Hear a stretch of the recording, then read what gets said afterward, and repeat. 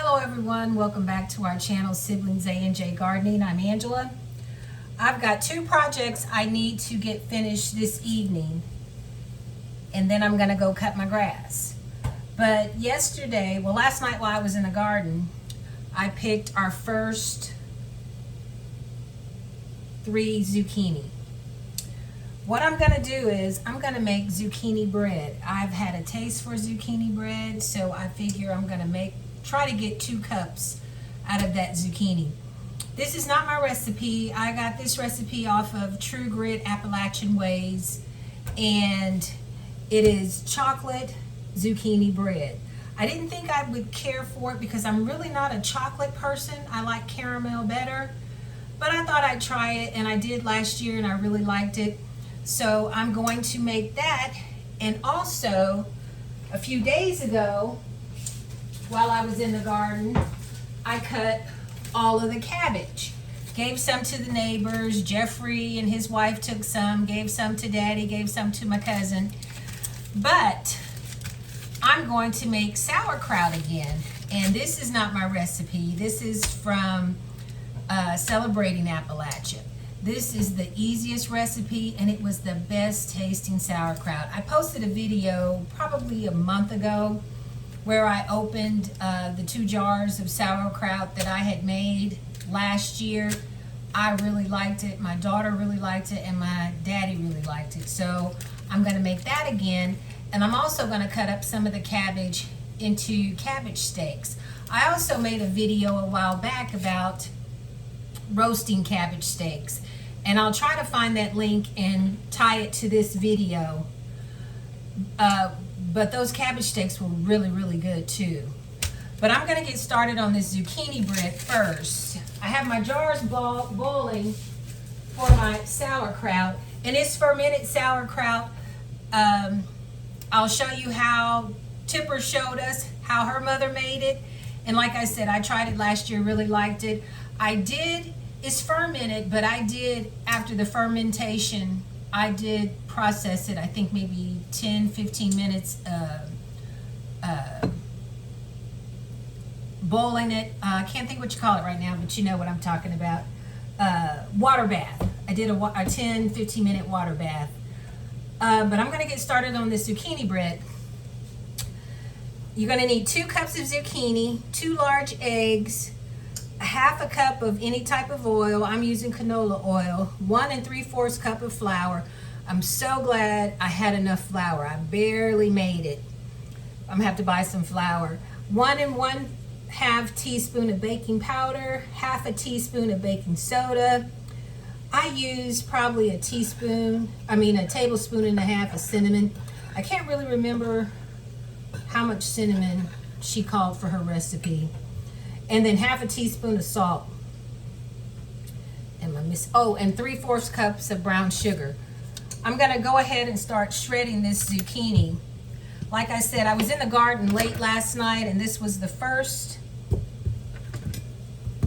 zucchini that I picked. I saw it on the plant the last few days, but I didn't want to pick it till it got a little bigger. And actually this could have gotten a little bigger, but I went ahead and picked it because we're gonna get rain, and I didn't want it laying in the dirt. I walked through the garden this evening before I came home. There's no insect damage or anything. We did have a groundhog. Haven't seen it since. I've since put up 2 of our deer alarms in the garden. Haven't seen any more evidence of it. Jeffrey set the cage. Still haven't caught it, so hopefully it's gone on somewhere else, or maybe the alarms are frightening the groundhog. But I didn't see any insect damage, and even if I had, I wouldn't have treated it with anything. Jeffrey wouldn't either, because we're gonna get, like I said, we're gonna get rain tonight and tomorrow, and it's really windy outside, so they say the storms could be bad, but hopefully we won't get any bad weather. But I'm gonna go ahead and shred this zucchini. I don't know if I said the amount of chocolate chips. I think it's any amount you like. I don't know exactly how much I'm gonna put in. But I'm gonna put enough in where you can taste the chocolate chips. And like I said, I didn't think I would particularly care for the bread, but I thought last year I'd give it a try, and I was pleasantly surprised. It was really good. Another little trick you can use when you get close to when you're shredding things, put it on a fork and use a fork. I say that, but I'm not using one. Okay. And I forgot to say, the oven is preheating at 350, and this recipe of Megan's makes 1 loaf.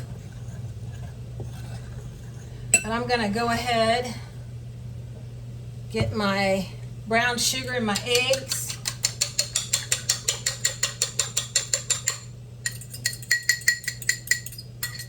Mixed in. That was 2 large eggs, 3/4 cup of brown sugar. Gonna go ahead and get my oil in there. That was 1/2 cup of oil.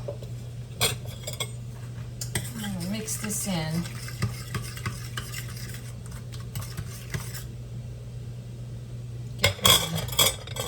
Whisk here.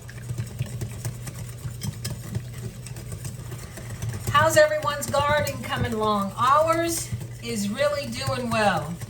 The green beans are slowing down just a tad bit, but Daddy said that the rain will help them, even though Jeffrey watered them.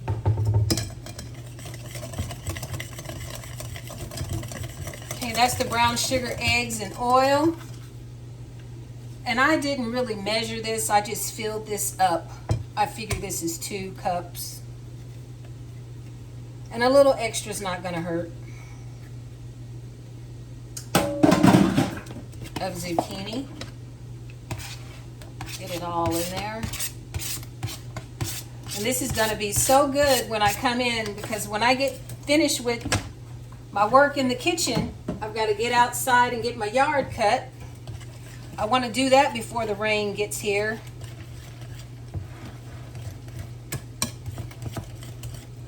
I didn't do much work in the garden. I basically just did a walkthrough to see if we had any insect damage, or if any groundhogs had been in the garden. Splashed all on my shirt. Her recipe doesn't call for vanilla, but I'm going to put some vanilla in mine anyway.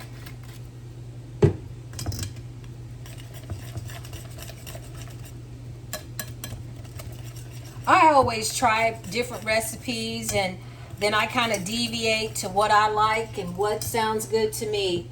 Now I'm going to get my flour mixture in here. I'm going to do half and then stir this in.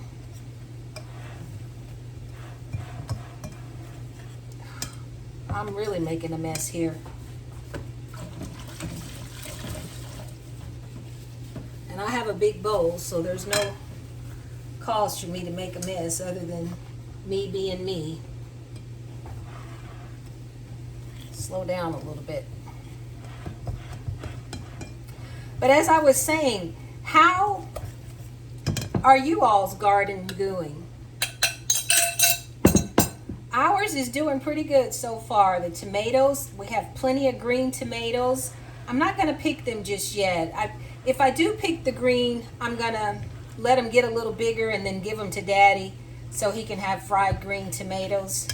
I think I'm going to stop with this whisk and start using a spoon.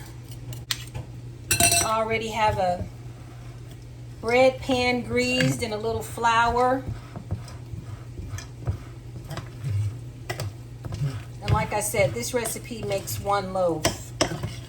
I do have a zucchini recipe, or a zucchini bread recipe, that I like to make as well. But I wanted to make this one with the chocolate chips. I have milk chocolate and semi-sweet chocolate chips, and I'm going to use the milk chocolate.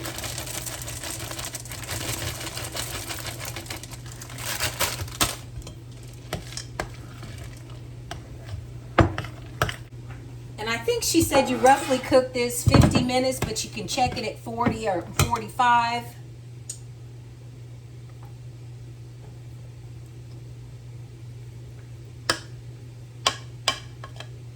My air bubbles out.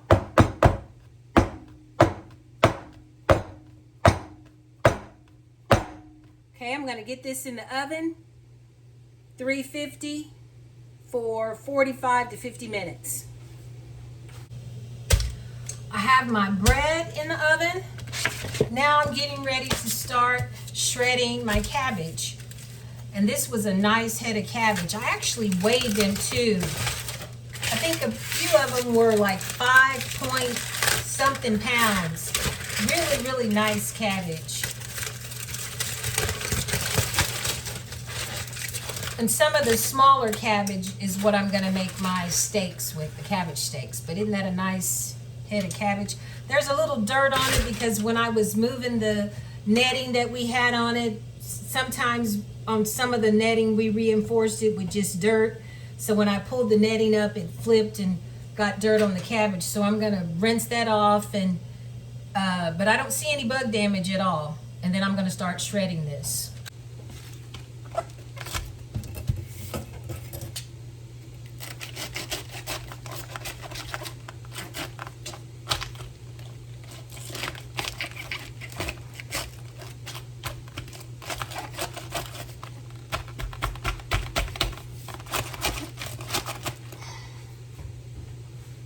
Put a tea towel underneath it so it stops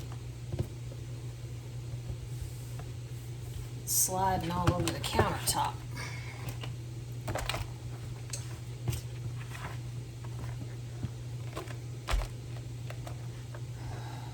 Gonna start on the second head. That's the first one. And then I'm gonna run them through the food processor. And then you basically just pack the sterilized mason jars, pack it as well as you can, tight as you can. Well, first you're going to use 2 teaspoons of canning salt, pickling canning salt, and then you're going to pack the mason jars, your sterilized mason jars. Tipper says pack them as tight as you can, and then you're going to add a little water and a teaspoon of sugar, and then you're going to seal the jar and let it ferment for, I believe she said 14 to 21 days, but you check it. And last year I just put mine out on the deck. And I kept checking it. And she recommends that you put something underneath it because sometimes it'll kind of bubble over. And then, like I said, after I think I let mine sit out on the deck, I think a good 21 days. I didn't want it in the direct sun, so I put one of my lawn chairs over it to kind of block the sun. And then when I did bring it in the house, I did water bath it for, I think it was 10 or 15 minutes. This head of cabbage looks good too. There's a few little spots here. I'm gonna cut those off. It's so big, it's hard to cut. That's the hardest part. But these are beautiful heads of cabbage.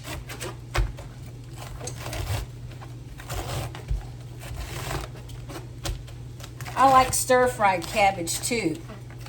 But those cabbage steaks, I'm telling you, they were pretty good too. Look at that. It's a beautiful head of cabbage.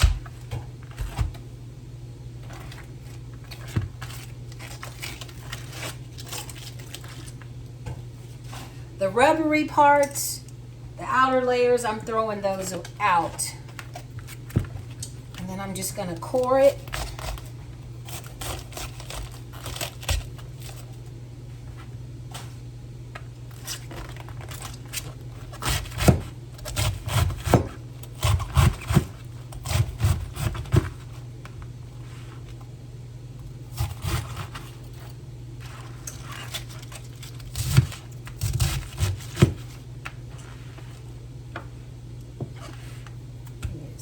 see what I'm doing here.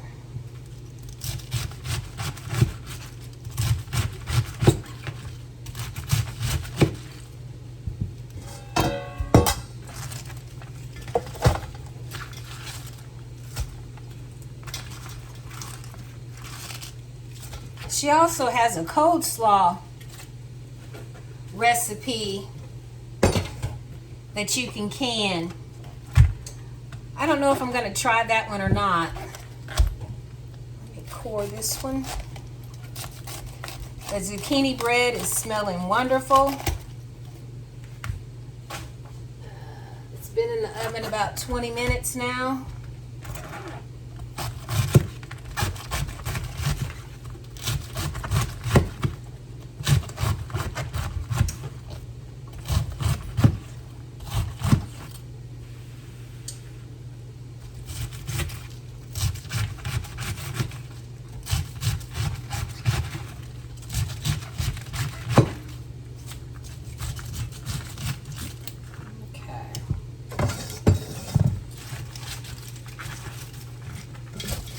One head of cabbage will make one jar. That's what I found last year. Roughly one head of cabbage will make one quart-sized jar of sauerkraut. Okay. Gonna kind of clean up and then I'm gonna get the food processor out.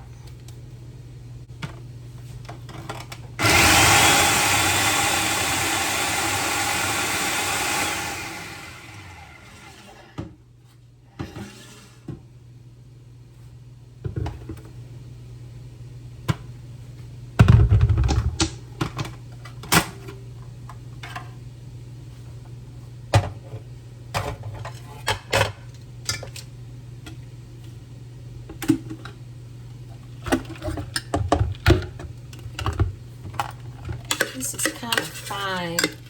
I think last year I liked it a little rough, coarse chop. So I think I'm going to put it on a different setting. Let's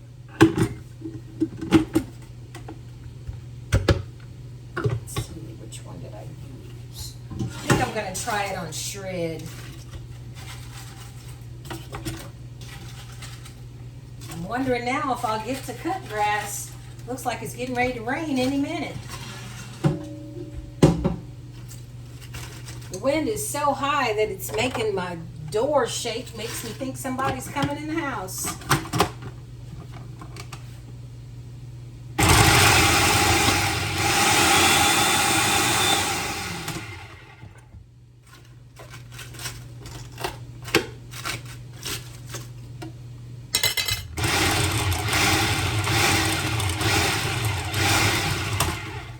I just took my zucchini bread out of the oven.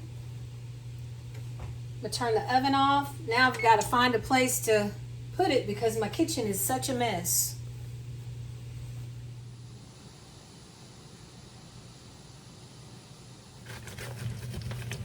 Okay, I'm going to put 2 teaspoons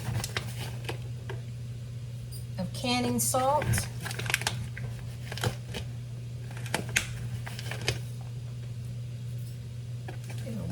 That was a little less than a teaspoon there. And then I'm just going to pack the coleslaw. Let me get a spoon here. In my jar. And my last few rounds of coleslaw, my last few rounds of chopping up the slaw or the cabbage, I got it to the consistency where I liked it. When I first started, it was just a little too fine.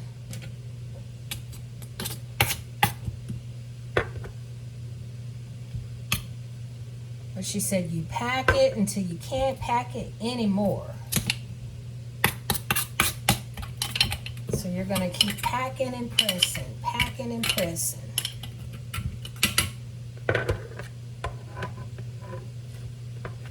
And this is only 2 heads of cabbage. I took out 3 heads, but I don't know that I'm going to get to that 3rd. because I want to get out there to this yard and get that stuff taken care of.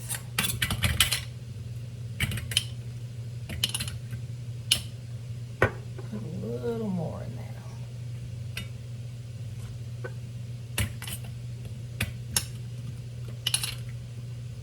But this recipe is so easy that if I don't have to, I don't think I'm ever going to buy sauerkraut.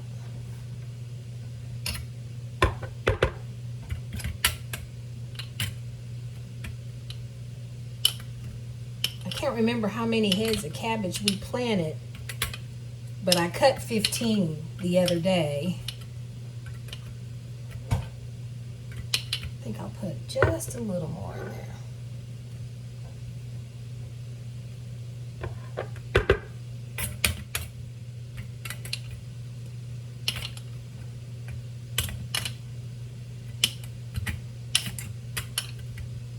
Okay.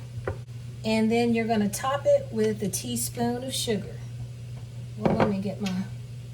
I can't remember whether she put the sugar in there first or the... You know what? I think she put the water in there first.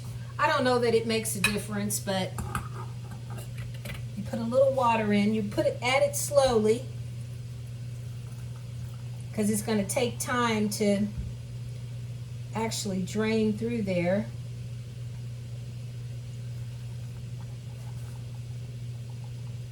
And you don't need that much water. And then you're going to follow it with a teaspoon of sugar.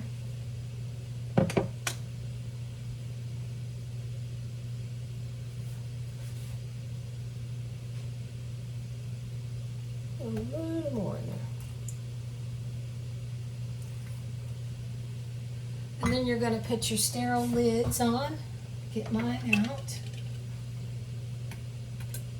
First, you're going to wipe the rim and make sure that the rim is clean.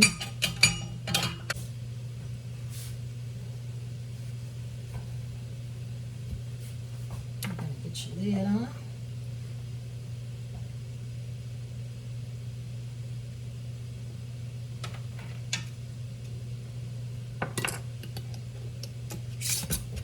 Put it on tightly and let it ferment for 14 to 21 days. And I'm just going to keep going along.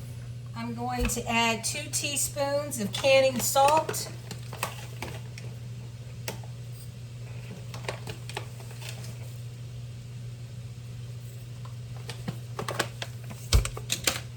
And then I'm going to start packing the jar with the cabbage.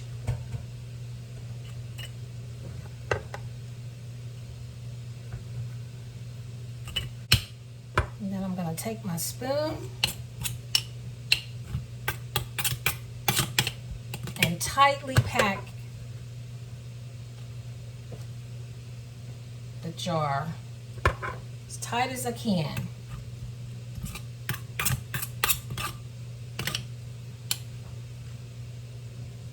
You know, I know my grandmother probably made sauerkraut. She was a country lady, country girl, grew up in the country, was an excellent cook. Actually, that's how she made her living. She was a cook. And she was good at it. I know my mother said when they were children, my grandmother would have to get up from the table and make more bread, biscuits or whatever, because my grandfather would eat so much of the bread. But I'm packing this till I can't pack it anymore.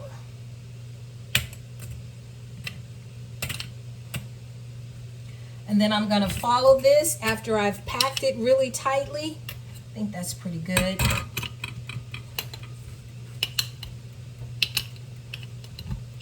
I'm going to follow that with a teaspoon of sugar.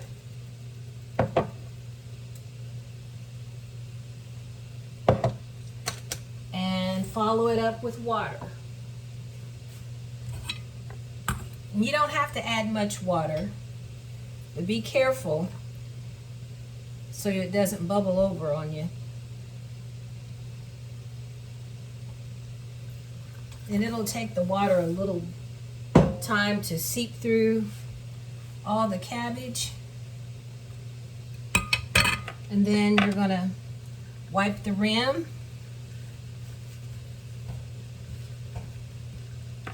Get my sterile lid.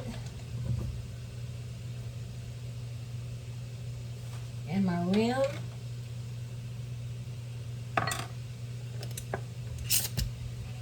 And let this ferment. And I'm just gonna keep doing this process. I'm gonna stop for the evening because I only probably have another hour, maybe 15 minutes of daylight. I was able to get, with 2 heads of cabbage, 5 quarts and 1 pint. I have them sitting out on the deck right now, and I'll clean up the kitchen when I get finished with my yard.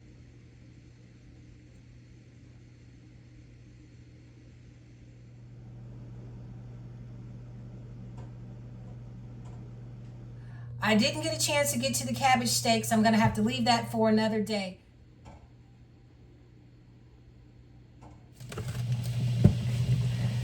This is day 2 of processing the cabbage. I had to stop yesterday and get my yard work done. Today, I'm gonna finish making the sauerkraut, but first I'm gonna get started on my 2 smaller heads of cabbage.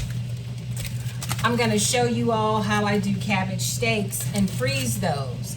And I did it for the first time last year. I really liked it. Daddy liked it, my daughter liked it. You cut the cabbage steaks fairly thick because you don't want them to come apart while you're cooking them. So I try to do 1.5 inches or 2 inches when I cut them up. But I'm going to show you how I wrap them up and freeze them. I've got all my stuff together. You're going to need parchment paper. You're going to need plastic wrap and freezer bags. Now I'm going to write here. I just write the date and what they are. If you hear water boiling in the background, I'm sterilizing my jars because I'm gonna make another round of the sauerkraut. I made 5 quarts in 1 pint yesterday. I have them sitting on the deck. I don't have a cover on my deck, and I don't like them sitting directly in the sunlight, so I put a chair over the jars. And last year I think I let them ferment for 21 days. You do it 14 to 21 days, but I think I left mine out there for 14 days, and then I water bathed it for I think 15 minutes. But I'm getting my dates written on here. It's hard to believe we're already in mid-June. Okay, I'm gonna get everything assembled and I'll show you all. I'm gonna start with the smaller head here. And I'm gonna have to clean it up a little bit. Like I said, when I cut them and I had to bring the fabric, the covering we had on them over, it knocked dirt on the cabbage itself before I could cut them. I'm gonna leave that foil underneath it.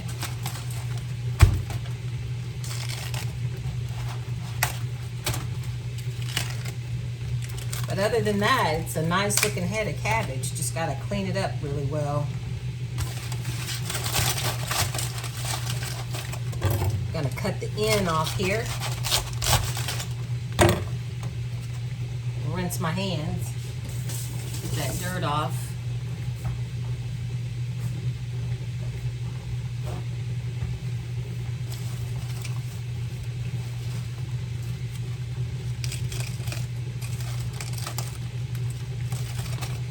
Outer layer off. I'm gonna rinse this just a little bit, get that dirt off. Okay, I think I'm ready to start cutting the cabbage steaks. Now I'm just trying to decide which knife I'm gonna use. And you leave the core in. I'm gonna leave the core in because that kind of keeps the head of cabbage together. But I'm gonna start at this end here.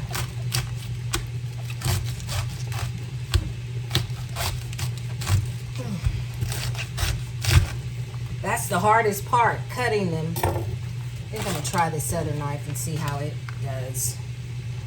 And like I said, you cut them fairly thick.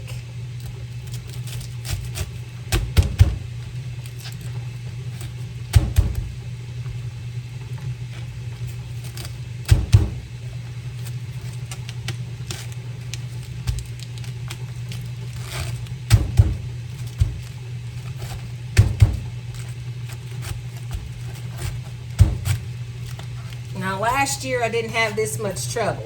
Since I'm trying to show you how I did it, I would have trouble. That's the way it goes. Okay, now. And that looks thick, but that's where you want it. And this is probably a good 2 inches thick. Because when you cook it, you don't want the cabbage steak to fall apart.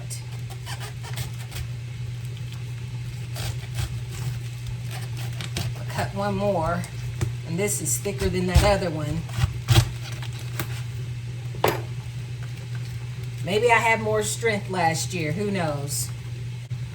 And then I'm gonna show you how I wrap this steak up. I'm gonna get some parchment paper.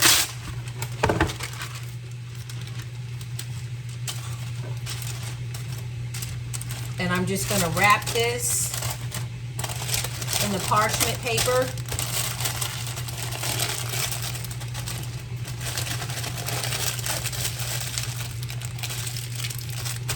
Then I'm going to take some plastic wrap.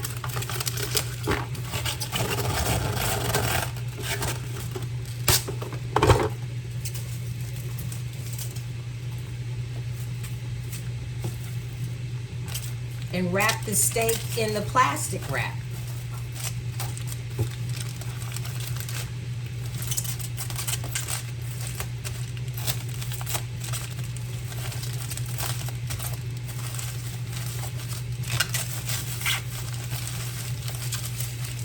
Just like that.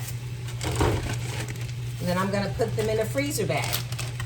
So when I want a cabbage steak, I just take it out of the freezer bag. And that's exactly how I do it. Show you how I do one more. The parchment paper keeps it from sticking.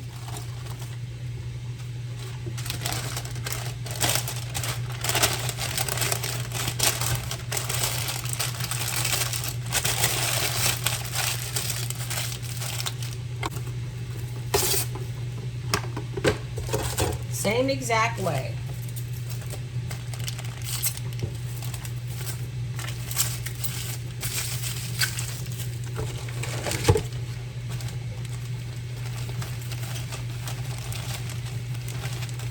Now since these are so big, I'm only going to put 2 in a bag.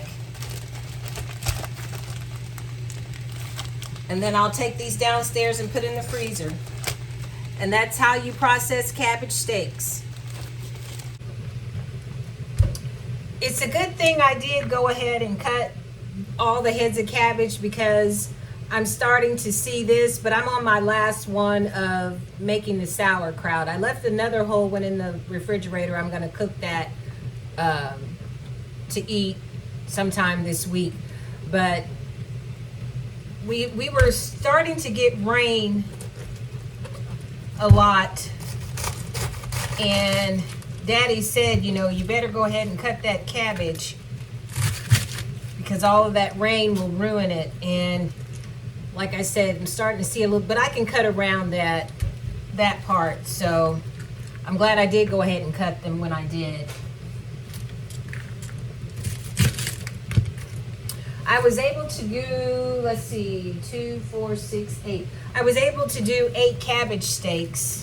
And that head of cabbage I left in the refrigerator, it's really large. I may do 2 more heads with, or cut 2 more cabbage steaks with that and then cook the rest for the house.